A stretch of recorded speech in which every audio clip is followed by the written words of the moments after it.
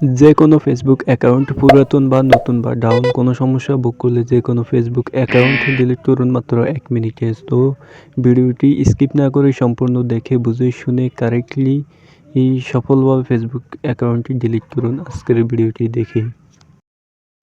So বন্ধুরা, আপনারা এখন আপনাদের মোবাইল স্ক্রিন থেকে আপনাদের ফেসবুক অ্যাপটিতে ক্লিক করেই ফেসবুক অ্যাপে প্রবেশ করবেন।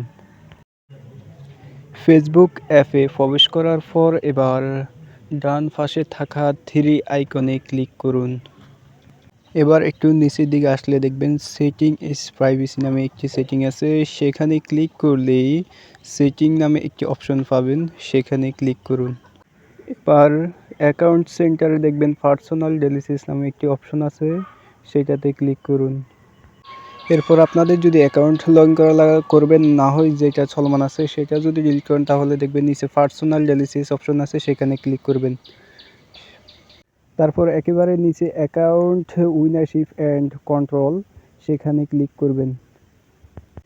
এবার এখানে দুইটি অপশন রয়েছে, নিচের ডিঅ্যাক্টিভেশন অর ডিলিটেশন অপশনে ক্লিক করতে হবে। এখানেও সেম দুইটি অপশনের মধ্যে নিচের অপশনে ক্লিক করেই কন্টিনিউ ক্লিক করবেন। ডিলিটিং ইউর ফেসবুক অ্যাকাউন্ট, এখানে কন্টিনিউ ক্লিক করে দেবেন। এরপর এখান থেকে যে কোনো একটি রিপোর্ট পেশ করবেন। তো আমি প্রথম অপশনটি ক্লিক করছি, আপনারা যে কোনো একটি করলেই চলবে। তো তারপর কন্টিনিউ ক্লিক করবেন।